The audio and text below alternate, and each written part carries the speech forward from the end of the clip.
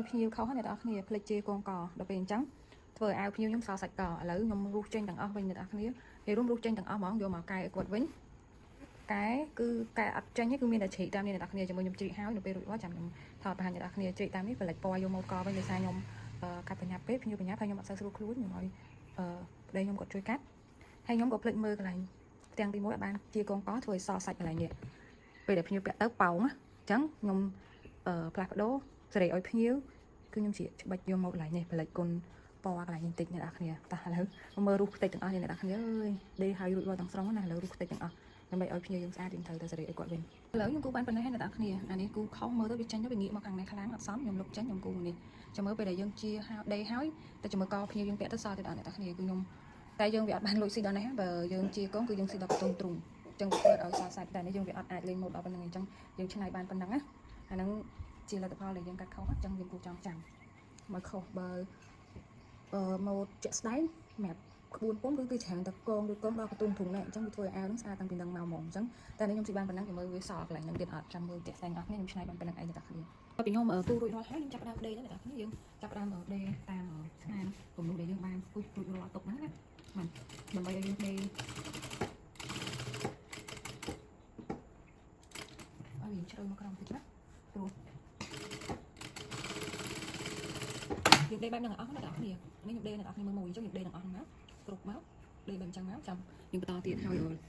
ដេកបែបហ្នឹងមកតអស់អ្នកទាំងគ្នាពីដំបូងថាយកប៉ុណ្ណេះតែគិតសាប់ទៅយកឲ្យជ្រៅតិចទៅព្រោះជាធម្មតាយើងរួចពីនេះមកមែនទេអញ្ចឹងយើងយកឲ្យជ្រៅតិចទៅកុំឲ្យវាសល់ខាងក្រោមចិត្តក្បែរទ្រូងគាត់នឹងទៀតអាហ្នឹងជាចំណុចរបស់យើងហើយឲ្យវាអាកណាត់ជេនេះបងប្អូនកាន់ដេកបកកៅហ្នឹងអ្នកទាំងគ្នាបកកៅហើយអត់បាត់មកចូលគ្នាជាពីរមកហើយយើងយកទៅដាក់ដេកឥឡូវខ្ញុំដេកអ្នកទាំងគ្នាមើលមួយកាត់បែបហ្នឹងមកឥឡូវថ្ងៃរបស់ខ្ញុំដេកឲ្យវាបកមកខាងនេះទាំងអស់បកមកខាងនេះទាំងអស់មកបកទៅខាងនោះខាងនោះទាំងអស់មកអញ្ចឹងខ្ញុំចាប់តាមដេកទៅនេះអញ្ចឹងអាខាងលើខ្ញុំយករៀងធំខាងក្រោមយើងយករៀងទូចមិនសាក់មុខបានទេខ្ញុំច្រឡំសាក់មុខ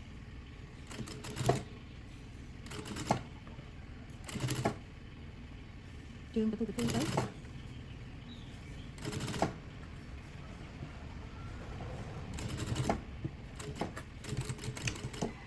យើងសាក់ទៅជិះវាងកាយយើងច្រឹបទៅដាច់អ្នកគ្នាដេកបែបហ្នឹងប៉ុនគ្នាមក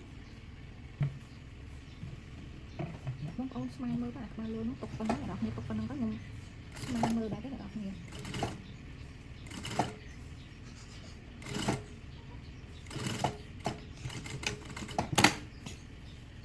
ឡូវដល់វគ្គជ្រៀងអ្នកគ្នាជ្រៀកមកពលាថ្នេរវាឲ្យជ្រៀកចឹងមក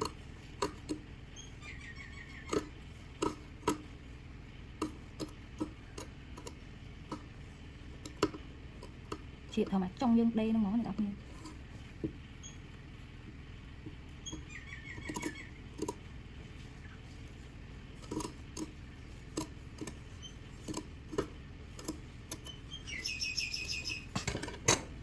ះយើងបកចឹងណាអ្នកគ្នាសម្រាប់យើងមកខាងខោដល់យើងចឹងណាហើយយើងដេកតាមថ្នេរហ្នឹងទៅ